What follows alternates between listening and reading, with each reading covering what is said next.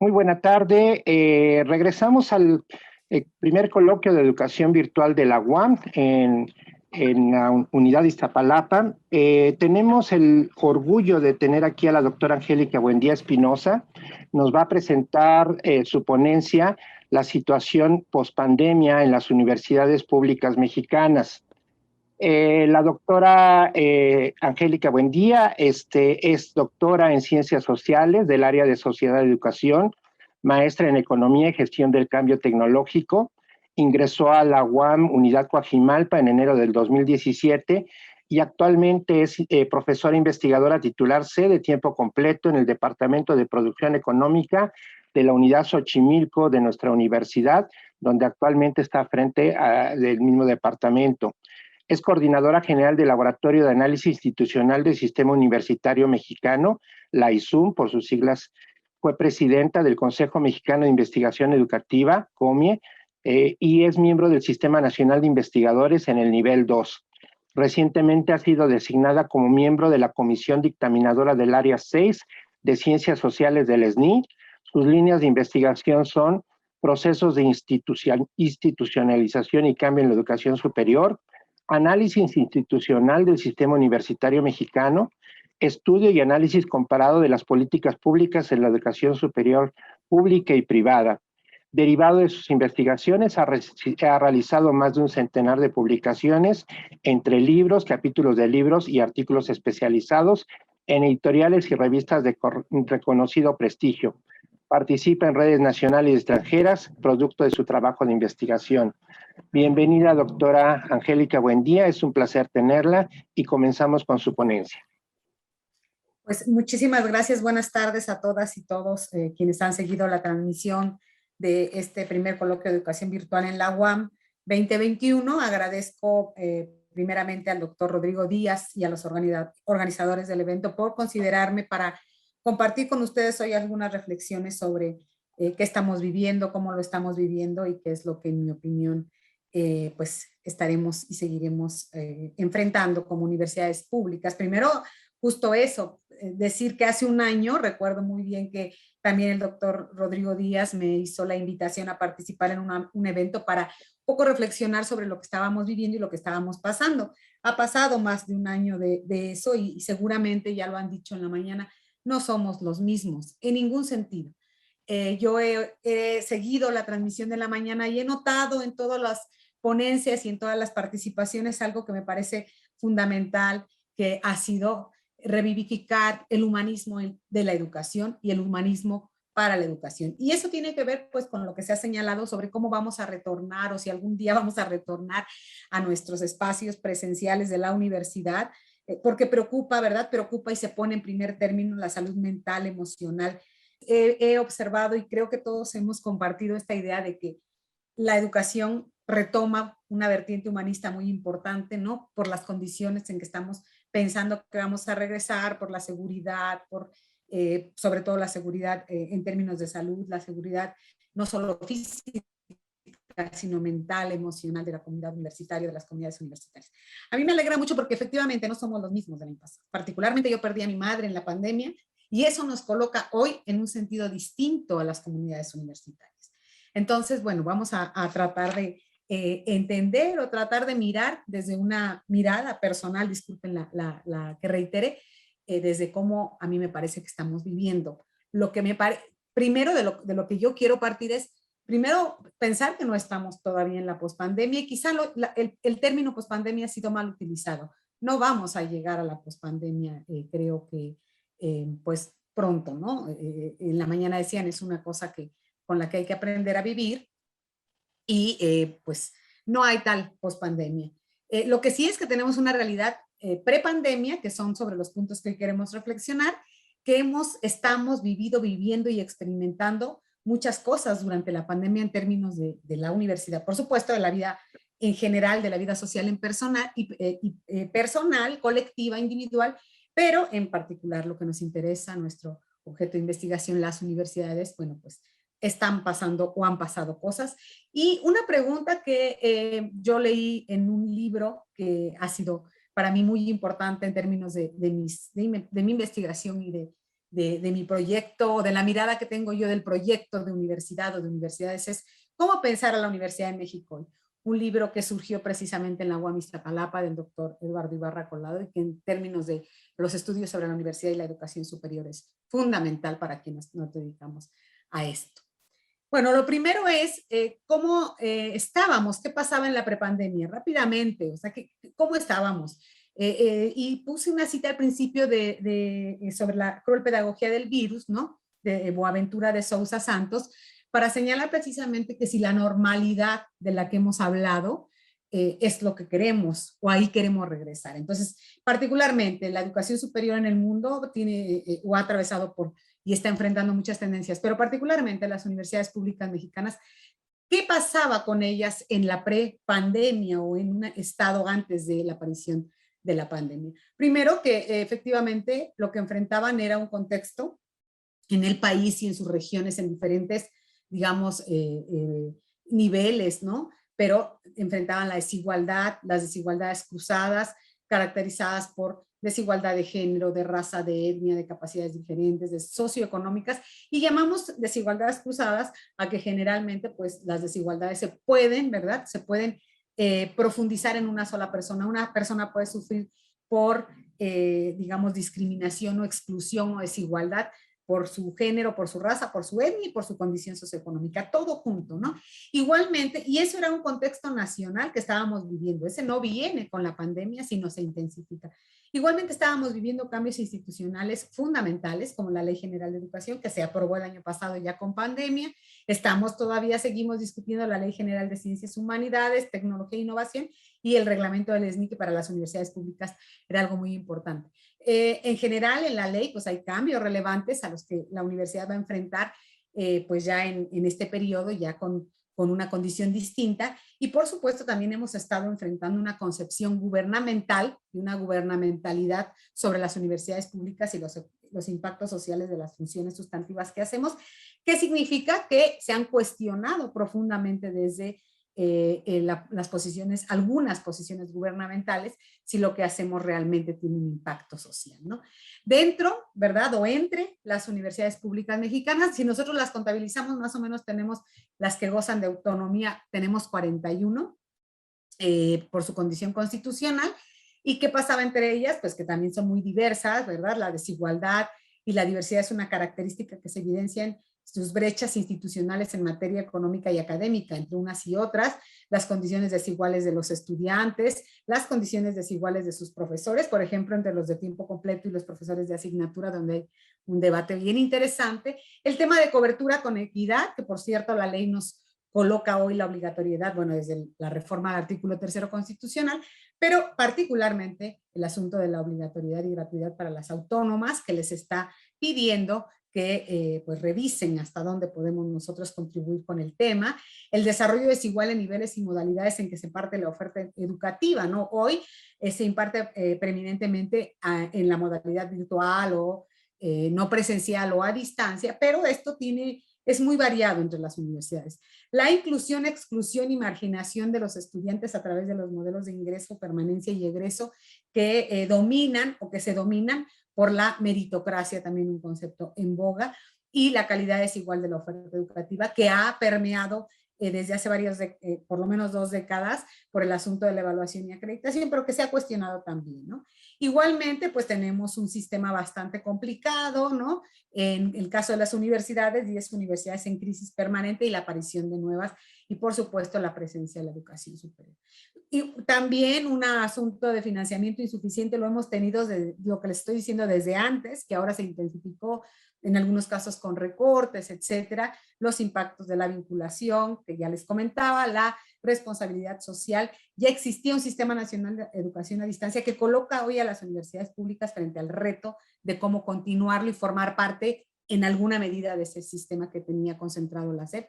Y el asunto que ha habido permanentemente sobre las universidades públicas, que es un sistema integral de información que recientemente igual se está trabajando, ¿no?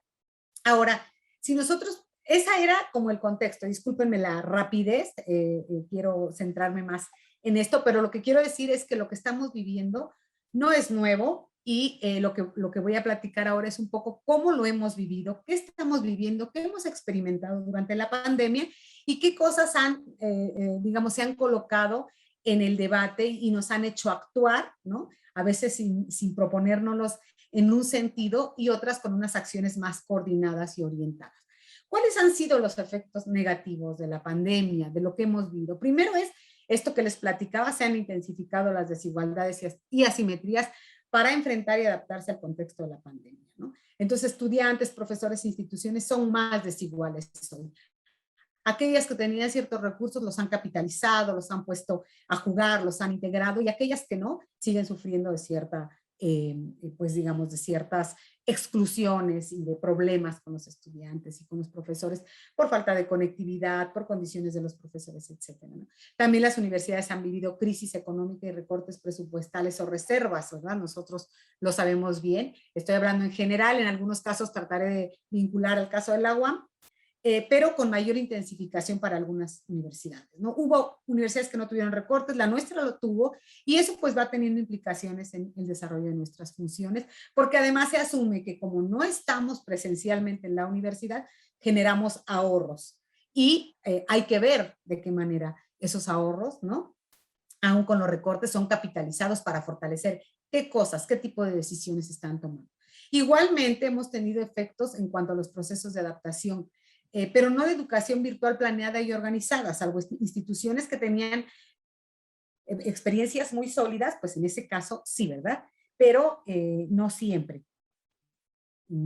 Entonces, el tema de si nosotros nos ajustamos o no, como el caso del agua con el PER, bueno, pasa en algunas, ha pasado en todas, pero con experiencias distintas. Y además, son experiencias que todavía no se pueden evaluar.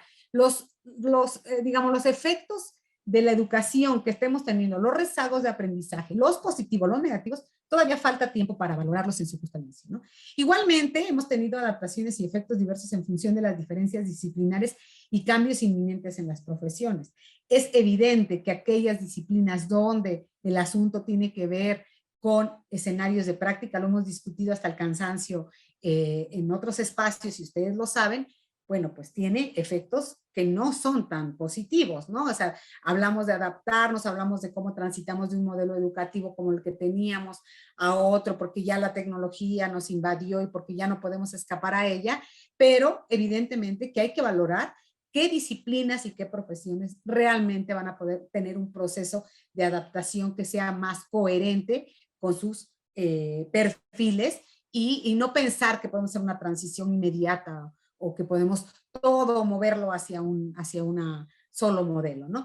Rezagos en el logro de los aprendizajes a largo plazo derivados de las transiciones educativas. Nosotros vamos a cargar en el futuro, por eso les digo que los efectos negativos de la pandemia en términos educativos todavía no los vivimos, los peores no los hemos vivido.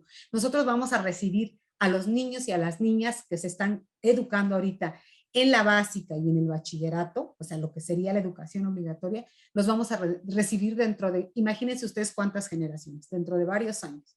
Y ahí es donde también tenemos que pensar a futuro para la universidad, ¿no? Es decir, lo que estemos pensando, planeando, no puede ser de hoy a mañana y no puede ser en la transición solamente de pasar de la educación virtual a la presencial, porque nosotros vamos a enfrentar esto.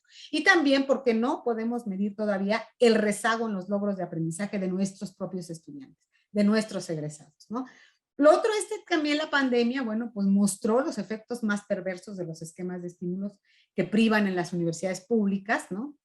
En la UAM lo sabemos, y mostró el abandono de la docencia y la preeminencia de la investigación. Esto podría tener una vertiente positiva y una negativa, evidentemente, pero de que nosotros teníamos a la docencia, por lo menos en la UAM, como una función muy importante, pero menos que la investigación en términos formales y en términos de los esquemas de estímulos, y que lo hemos discutido igual bastante, es un hecho, ¿no? Y lo otro es este asunto que ha llevado a muchas universidades a discutir, yo he estado en algunas, sobre las reconceptualizaciones, confusiones e interacciones entre modelos universitarios, modelos educativos y modalidades educativas. Y aquí hay que tener mucho cuidado, porque si no pensamos que justo como estamos incorporando ahora, o tenemos que incorporar la tecnología, porque vemos en el corto y en el mediano plazo que esto no va a cambiar, entonces decimos hay que empezar y hay que transitar y que si mixto y que si híbrido y que ahí hay que tener cuidado. No, no estoy diciendo que no tengamos que hacer esa transición,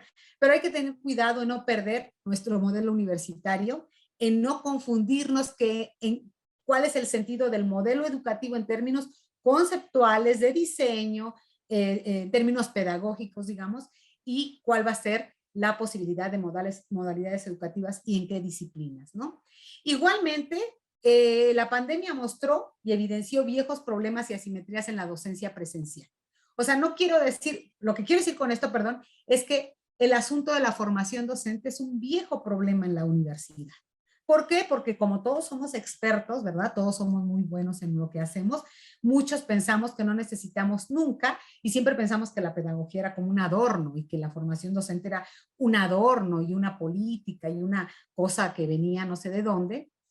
Sin embargo, vimos que necesitamos y tenemos un problema con la formación docente deficiente, con la resistencia al uso de tecnologías, con la brecha generacional entre el personal académico y entre los estudiantes, y seguimos viviendo la resistencia por la resistencia. O sea, hay muchos profesores que siguen pensando que la formación docente, los universitarios me refiero, que no necesitan formación docente, que el asunto de la cosa pedagógica estorba al universitario, porque no tiene ningún sentido, ¿no? Y la otra es también, pues nos mostró esta cuestionable relación de la educación superior con los problemas sociales, económicos, qué tanto la universidad ha contribuido en estos momentos de crisis humanitaria a el asunto de qué estamos haciendo. Y esto tiene que ver con los problemas ambientales que en la mañana el doctor Rodrigo Díaz señalaba, ¿no? Entonces, de pronto parece que nos metemos solo el asunto de la tecnología y nos gana y habría que ver si hay más cosas. Lo otro es la paralización de ciertas actividades académicas con la pandemia y con el asunto que no se resuelven con la tecnología, ¿no? Y por ejemplo, la movilidad académica de los chicos, sobre todo los estudiantes, ¿no? Que ahora pues no pueden hacer un tipo de movilidad y tener otras experiencias, la movilidad de profesores, el recibir a otras, tener interacciones, etcétera, ¿no? Igualmente, tenemos que cargar también con relaciones ahí, con problemas en relación con cómo vivíamos nosotros la relación con otros niveles educativos. Y decía de los rezagos en el aprendizaje y sus efectos en generaciones futuras que recibiremos, ¿no? Es decir, ¿qué tipo de relación vamos ahora a mantener entre las universidades y los otros niveles educativos? Porque de pronto nosotros nomás nos interesa cuando llegan los chavos y después decimos, bueno, son malos, ya no saben leer, no saben escribir, no comprenden lo que, no, esto tienen, no, o sea, siempre estamos como cuestionando lo que recibimos, lo que les quiero decir que en el futuro vamos a recibir muchas cosas, muchos estudiantes con rezagos educativos y ahí la universidad pues se tiene que preparar para el futuro. Imagínense los chiquitos que empezaron a estudiar la primaria con estas modalidades, ¿no? O sea, y imagínense ustedes, nosotros estamos desarrollando un proyecto de evaluación del aprende en casa y en realidad en muchos hogares, ustedes lo saben, no estoy diciendo nada nuevo, pues ni siquiera televisión hay. ¿Cuál aprende en casa? ¿Cuál tarea? O sea, ha habido un montón de experiencias. Entonces, eso lo vamos a recibir, no solo en las zonas rurales, también en las urbanas, ¿no? Finalmente, yo creo que algo que no nos debe de pasar es este asunto de el triunfalismo tecnológico que a mí a veces me asusta. Sí es cierto que la tecnología nos ha resuelto un montón de cosas. Sí es cierto que hemos tenido que aprender y desaprender bastante, ¿no? Sí es cierto que es una herramienta poderosísima y que hay un montón de cosas a las que nos puede ayudar. Pero creo que tenemos que repensarnos, por lo menos ahora sí lo pienso mucho más para la UAM, para un futuro, ¿verdad? Que no nos aleje de nuestro presente y de nuestro pasado. ¿Por qué? Porque lo que tenemos que encontrar y lo que tendríamos que responder es si la respuesta a nuestros viejos problemas o a la posibilidad de reflexión y de acción para diseñar un rumbo distinto para la universidad se encuentra solo en la tecnología. No estoy diciendo que esto esté pasando, pero creo que hay que estarnos todos los días repitiéndonos lo mismo, ¿no? Porque no basta con transitar a una modalidad distinta, porque no basta con decir que, o sea, pasar del diseño de cursos de acción en términos de planeación a la implementación es un salto gigante que significa cambios conceptuales muy importantes de los actores. Y a veces creo que eso todavía lo tenemos que reinventar y fortalecer en términos de la concepción que tiene, ¿no? Pero que también hemos tenido efectos positivos. Bueno, lo primero que tuvimos es que la autonomía universitaria nos permitió tomar decisiones para continuar con las funciones sustantivas en su desarrollo, ¿no? Lo otro es que hemos revalorado la relación desigualdad, meritocracia, inclusión, equidad, justicia en la educación superior. Es una discusión que traíamos de tiempo, ¿no? Y que siempre colocaba a la meritocracia como en la universidad están los que lo merecen, los que pasaron un examen. Nunca veíamos hacia la desigualdad de los estudiantes y ahora cuando vimos que los chavos no tenían una computadora, no tenían un dispositivo, no tenían buena señal, ¿no? Tienen que trabajar y estudiar. Ajá, nos hicimos preguntas y dijimos, no, hay que lanzar estrategias de inclusión. Eso no lo habíamos hecho, no solo acá en la UAM. En otras instituciones no se había hecho. Muy pocas trabajaban por la inclusión y por la equidad. Y aún así creo que seguimos teniendo problemas serios al respecto, ¿no?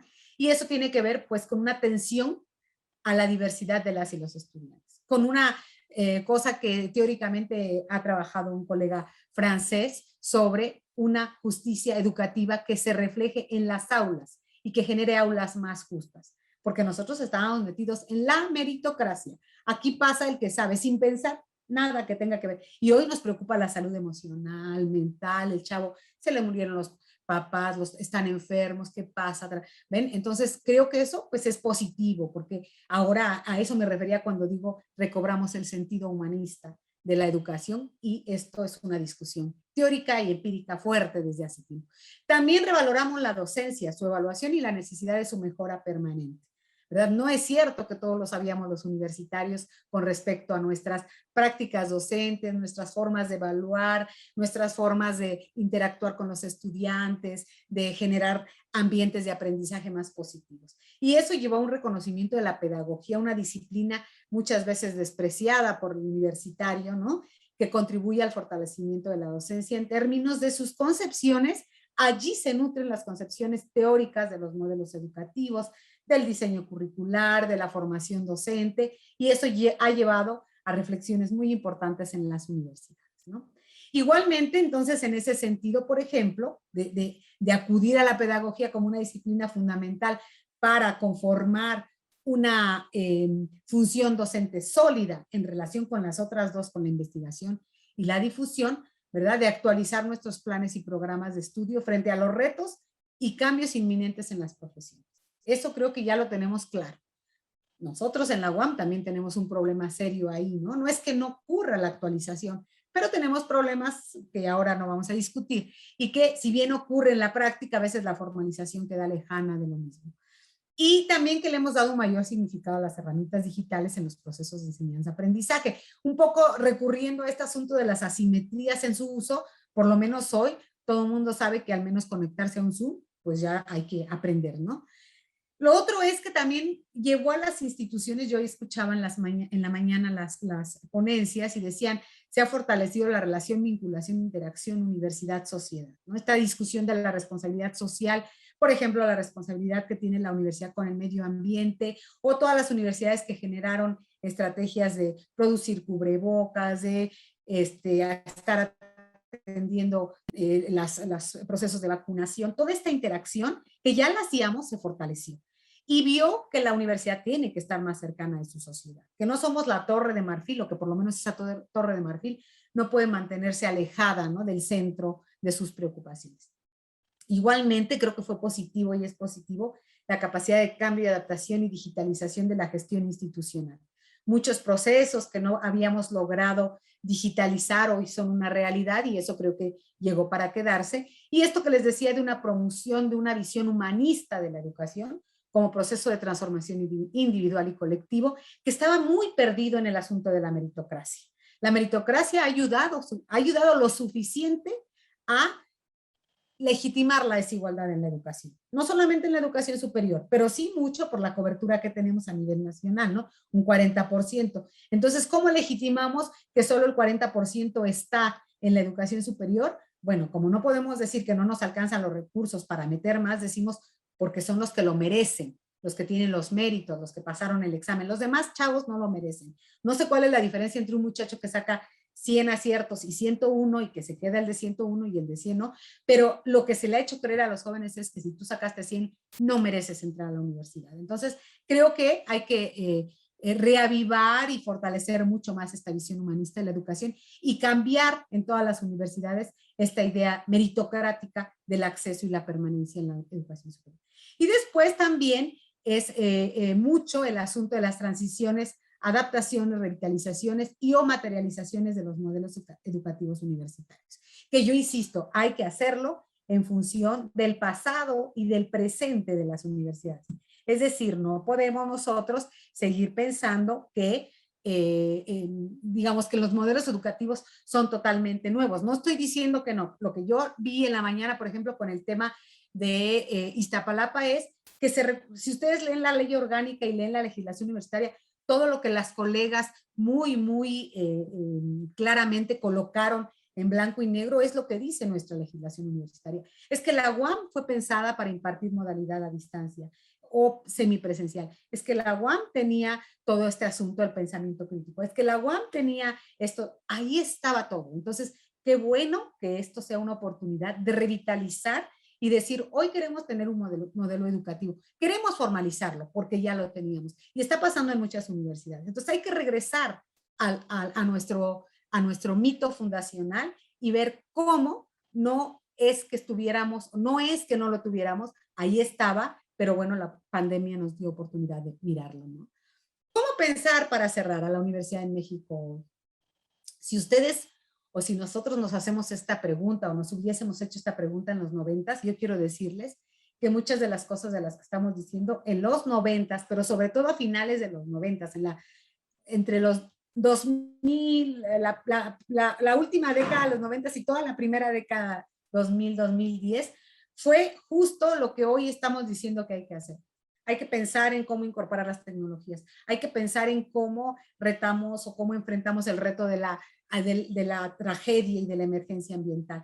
En cómo hacemos para que podamos incorporar una mirada más de construcción de ciudadanía, ¿no? Yo estoy más, bueno, a mí me gusta más el concepto de ciudadanía que esto y pensamiento crítico, así junto el diálogo entre pensamiento crítico y ciudadanía de los chavos, ¿no? En términos de valores, porque eso habla de participación, de compromiso con la sociedad.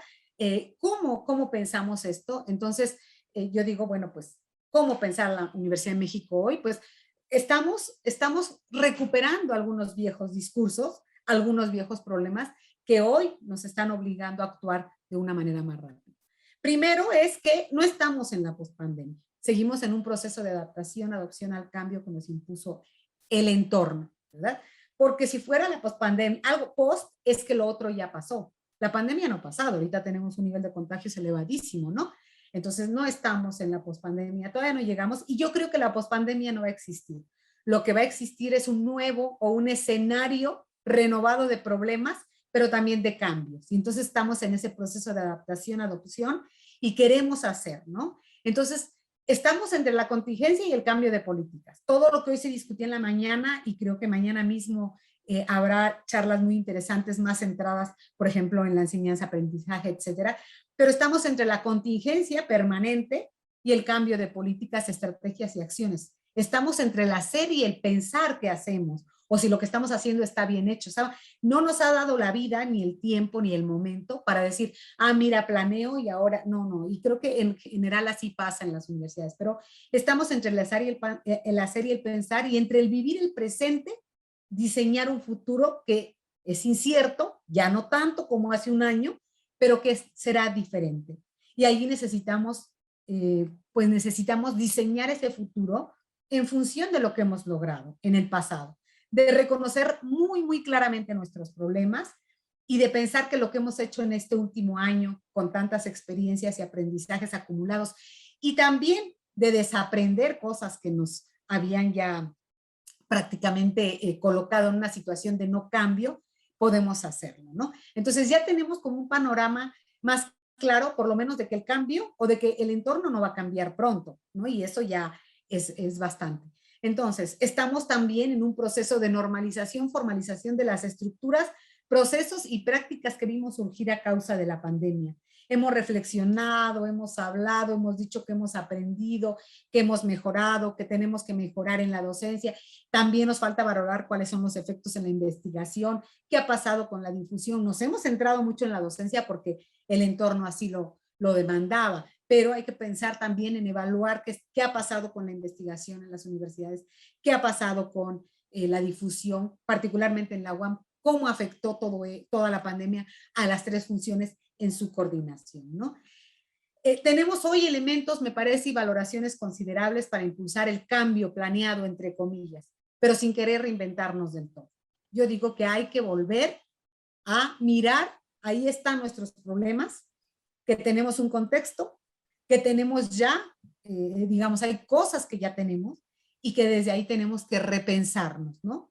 No querer reinventarnos y decir hoy vamos a hacer y vamos a tener al mismo tiempo las tres modalidades juntas y hoy vamos a hacer. Yo creo que hay que pensar para el futuro, pero con lapsos, porque ya vimos que uno puede hacer un futuro para los próximos 50 años y puede llegar una pandemia y removerte el mundo, ¿no?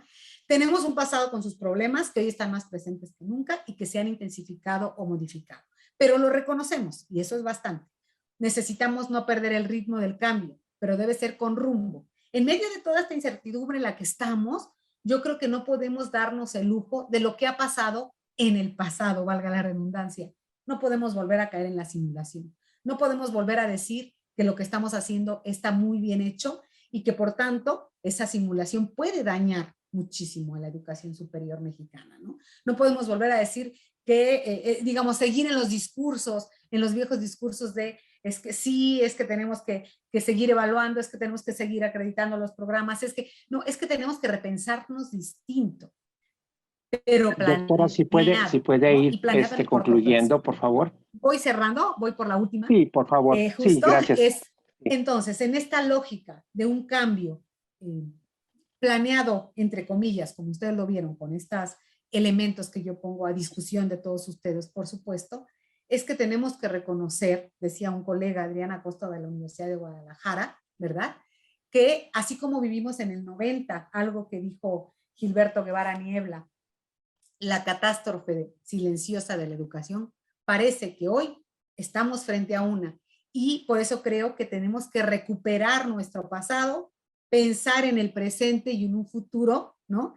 Que no nos lleve a desinstitucionalizar a la universidad o a la escuela, que no nos lleve a pensar que es sustituible hoy por la tecnología la universidad, porque la universidad rebasa lo que es, digamos, las herramientas que nos pueden ser muy útiles, pero no necesariamente que resuelven el asunto que va más allá en la concepción de la universidad. La universidad es un referente social, cultural, un espacio de discusión, un espacio de debate y un espacio de construcción de ciudadanía al servicio de lo que creo que hemos recuperado hoy, gracias a la pandemia, de la sociedad, que discursivamente estaba, pero que realmente nos estaba cuestionando e increpando una realidad llena de desigualdades que ahí estaba y que todos veíamos, pero que quizá estaba un tanto invisibilizada. Muchas gracias. Muchísimas gracias, doctora. Muy interesante la plática y ya ha abierto a varios comentarios y preguntas, entonces me voy a permitir leerlos. Oscar Yáñez le da las gracias y señala que el dedo en la llaga es el abandono de la docencia y la preeminencia de la investigación. Marcelín Jiménez señala que de nada nos servirá revisarnos si no tomamos en cuenta las condiciones en que estamos inmersos. En el caso de, hay una pregunta que hace Marcelín, es muy atinada la observación de la doctora Buendía. ¿En cuántos años llegarán a la UAM los chicos que hoy están en la primaria? Sí, que son los que usted comentó que pues son los que tienen una deficiente preparación y que nos van a llegar después. La doctora Margarita Viniegra le contesta que el doctor Marcelín, que pronto llegarán los que terminaron el bachillerato a distancia. De esos son los que nos vamos a tener que preocupar en el futuro cercano. Hay un comentario de Sara Ramírez Moreno, dice, todos los niveles educativos son importantes. La pregunta de la doctora Margarita se la dejo para que usted la pueda contestar. ¿De qué forma debemos prepararnos para recibir a los estudiantes del futuro muy cercano que tienen serios retrasos educativos? propedéuticos, cambio profundo de planes de programa. Bueno, yo les agradezco mucho sus comentarios. Sí, ¿de qué forma debemos prepararnos? Primero, reconocer que habíamos asumido que la meritocracia era la característica más importante en el ingreso de los jóvenes a la universidad. Y hoy eso se nos va a caer, o se nos está cayendo, ¿no? ¿Cómo prepararnos? Primero es que nos tenemos que preparar para la diversidad de jóvenes. Vamos a ver llegar a la universidad a los chavos de las escuelas privadas, ¿no? Hay que revisar muy bien la estructura de los chavos que recibimos en la UAM, por lo menos, ¿no? Ya particularmente en la UAM, y ver cuáles son de qué escuelas provienen y de qué manera nosotros vamos a tener que recurrir seguramente ahora que en la mañana discutían sobre el modelo educativo, a repensar si vamos a requerir cursos de apoyo a esos muchachos, si vamos a requerir ofrecer talleres para un poco tratar de menguar todas las deficiencias que van a traer. Las van a traer y muy serias. ¿Por qué? Porque vamos a recibir chavos de bachillerato que terminaron sin haber tenido una sola clase o tuvieron muy pocas clases durante todo este año.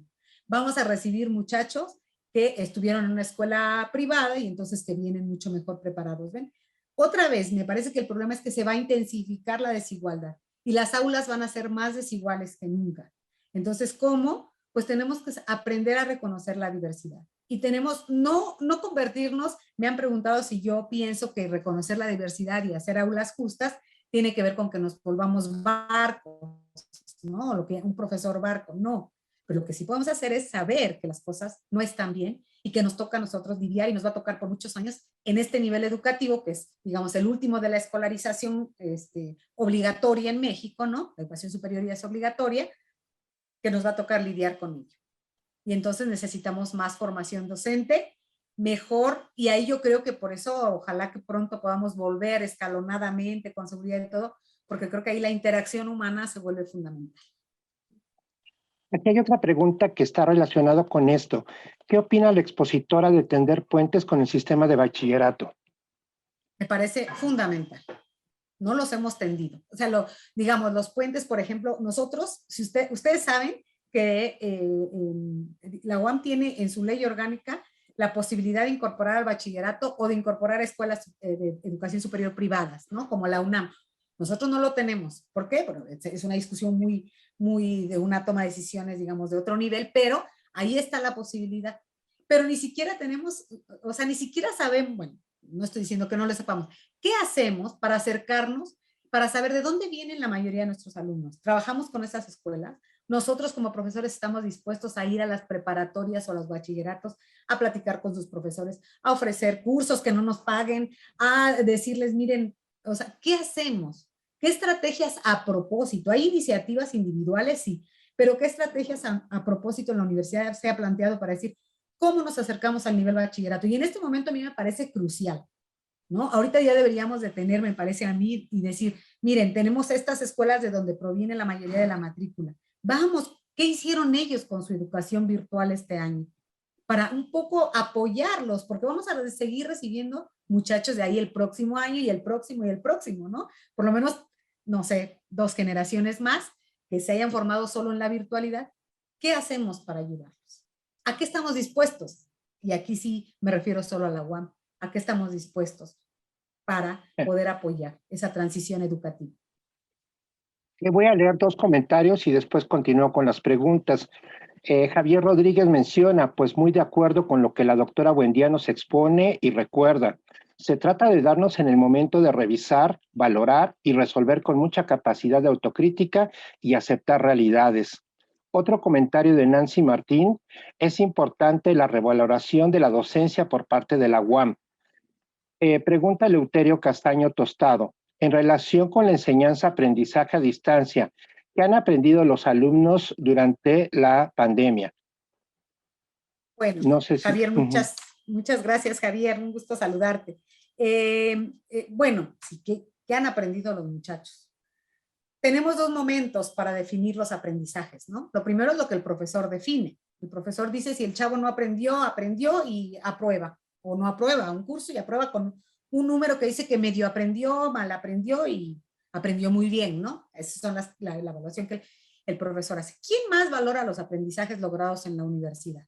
¿No? ¿Quién más? Bueno, cuando terminen, los mismos muchachos son capaces de hacer una valoración de sus aprendizajes, pero hay que poner atención. Cuando nosotros aplicamos la primera evaluación del PER el año pasado, después del primer trimestre, había un señalamiento ahí interesante sobre los chavos cuando se les preguntaba directamente, ¿ustedes aprendieron todos los contenidos parcialmente o nada? Y había un foco ahí de decir, ¿por qué? Porque los chavos decían, pues hemos aprendido más o menos, pero nos estábamos adaptando. Ahorita hay que hacer una valoración más, pero hay otra cosa que nosotros también tenemos que ver qué va a pasar, por ejemplo, con nuestras generaciones de egresados, si va a haber algún cambio en la inserción laboral.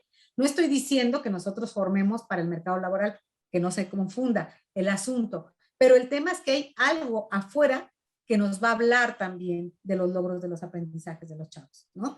Y ellos mismos se van a dar cuenta qué es lo que está pasando. Entonces, creo que estamos obligados a pensar. Y otra cosa, por disciplina, yo leía los comentarios ahorita que me mandaban, evidentemente que los chicos que necesitaban escenarios de práctica, escenarios como sus laboratorios, como sus hospitales, como sus estas donde hacen cosas de diseño, etcétera, evidentemente que tienen un rezago educativo. ¿Qué vamos a hacer o a qué nos comprometemos otra vez como universidad, aún con nuestros egresados, a saldar un poquito en lo que podamos, hay un poquito ese rezago educativo, porque hay que reconocer que lo va a haber. Perdón, se me fue la otra pregunta, no la anoté, maestro. En este caso, Alicia Saldívar menciona, uno de los retos más importantes será vencer las resistencias de colegas que no quieren cambiar de modalidad o que se sienten más cómodos con la docencia tradicional. ¿Qué ideas tiene a este respecto, doctora? Sí, primero yo digo que hay que diferenciar. La docencia tradicional se puede dar en línea o presencial, ¿no? La docencia tradicional es la que yo voy, me echo mi rollo, hago mi cátedra y yo ya acabé, muchachos, adiós. Por lo menos en Xochimilco siempre decimos que el sistema modular, pero también sabemos que pasa la docencia tradicional.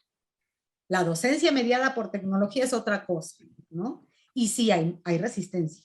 Por supuesto que hay resistencia. Mucho. Y si uno le da seguimiento, uno sabe que hay colegas que se han adaptado, que se han preparado, que han trabajado en sus aulas virtuales, que están metidos, pero también sabemos que no.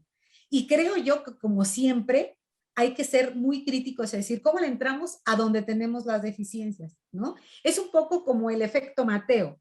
Es que trabajamos siempre más con los que más tienen, ¿no? Decía, darle más al que más tiene, pues no. Hay que trabajar más con los que tenemos, que sabemos que hay problemas. Y siempre hay que pensar que va a haber ahí un grupo de colegas que no, porque no logran adaptarse, pero que hay que tratar como de encaminarlos, ¿no? Y aún yo digo, tenemos que seguir luchando en la docencia presencial por romper con la docencia tradicional, que es pensar que todo lo tengo que decir yo y dejar un poco, pues, avanzar en lo que otra vez reitero lo que decían en la mañana, ¿no? Poner al estudiante al centro. ¿Qué es eso de poner al estudiante al centro?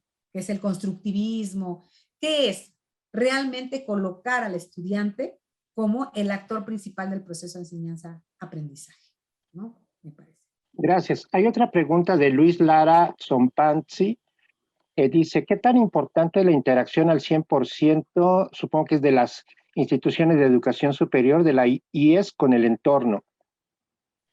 Bueno, yo creo que en todo momento lo tenemos, sobre todo en general, ¿no? Pero las universidades, nosotros tenemos nuestro objeto nuestro objeto como universidades es formación y docencia, o sea, formación de profesionales y de recursos altamente capacitados como son los posgrados, ¿no? Hacemos investigación y siempre buscamos, me parece que no es nuevo, ahora hay una tendencia fuerte desde el gobierno a medir la investigación y su impacto social. ¿Cómo definimos impacto social? Pero no es nuevo, eso ya lo teníamos. O sea, ¿qué tanto la investigación que nosotros hacemos contribuye a resolver problemas? Y yo digo que a veces no hay que ser tan arrogante ni tan voluntarioso, es que voy a resolver el gran problema nacional.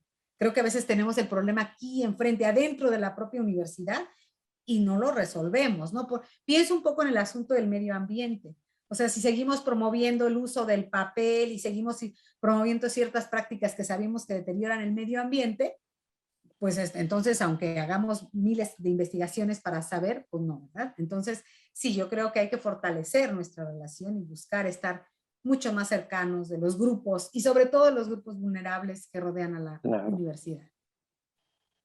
Otra pregunta de Judith Cardoso. Los alumnos de posgrado en ciencias han tenido un fuerte impacto por no poder asistir al laboratorio.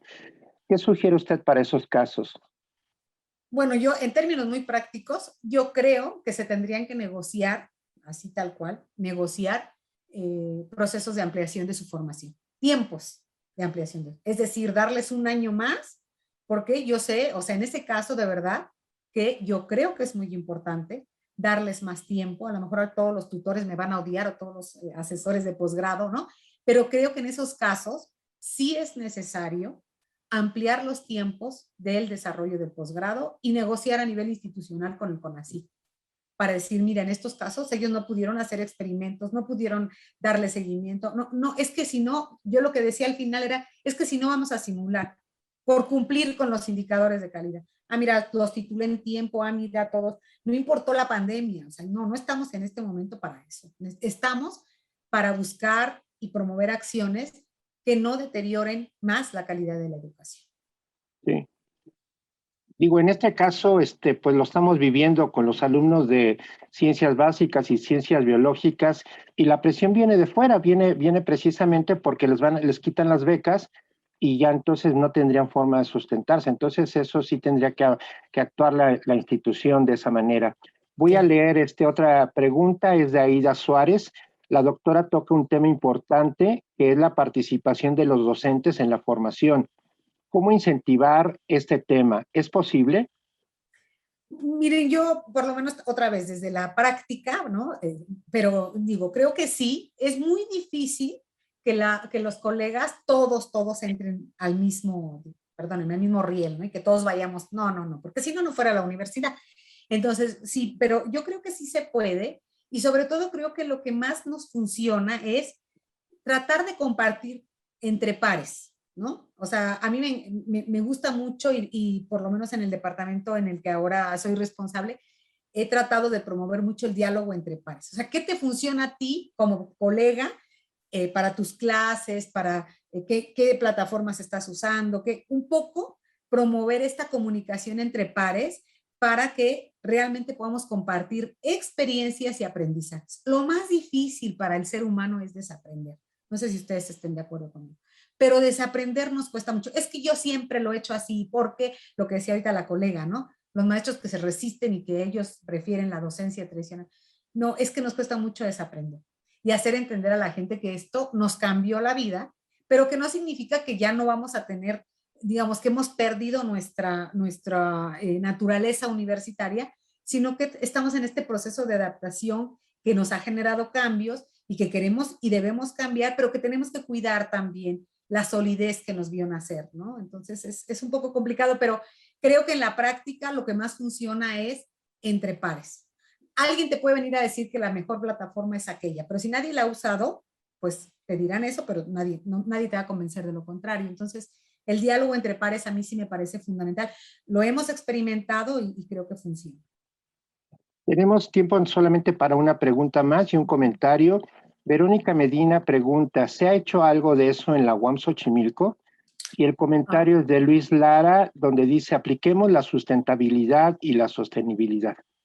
Gracias. bueno, sí, en la UAM Xochimilco, yo creo como pasa en todas las unidades, ¿no? Yo alguna vez dije que las unidades de la UAM éramos 5 repúblicas independientes, pero en la mañana se hablaba de interlocución entre las unidades y a mí me parece que es fundamental, que tenemos mucho que dar y yo creo que este periodo también de la contingencia ha permitido interactuar bastante, ¿no? Los que tuvimos oportunidad de estar en esta comisión del diseño de la estrategia del PER y que ahí estuvimos haciendo algunas cosas, pues tuvimos la oportunidad de interactuar, pero creo que en general ya veníamos interactuando, ¿no? Con colegas de otras unidades, etcétera. Y yo creo que es el momento también de rescatarlo. Si se ha hecho algo en la unidad Xochimilco, sí, yo creo que también, no solo en la unidad Xochimilco, yo digo que en cada unidad, así sea en cada departamento, en cada coordinación, hemos hecho algo y hemos querido mejorar en este sentido, pues fundamentalmente reitero la docencia, pero hemos querido mejorarla, ¿no? Entonces, pues yo creo que sí, que se han hecho algunas cosas interesantes, pero que también me parece a mí que necesitamos trabajar como con más orientación. Pienso que ahora ha sido un poco, digamos, como tendría que haber sido. No está siendo diferente de como tendría que haber sido. Si te cae hoy un rayo, pues no te preparas para el rayo, ¿no? Tienes que actuar después del rayo. Y eso nos pasó. Nos cayó una tromba encima y entonces estamos empezando a acomodar las piezas. Hoy tenemos las piezas un poquito más ordenadas y como tendría que haber pasado, y hoy estamos listos para pensar, decía yo al final de la exposición, para pensar el rumbo de la universidad. Por lo menos pensar nosotros el rumbo de la UAM y construirlo colectivamente. Yo creo que si no pensamos de esa manera, si no pensamos que es la suma de todos, pero con cierta orientación, con rumbo, creo que difícilmente podríamos llegar a otro punto, ¿no? Al que queremos llegar. Muchísimas gracias, doctora.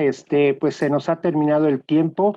Ha sido una plática muy interesante. Digo, algo que jamás me había puesto a pensar son los alumnos que vienen, que se están mal preparando.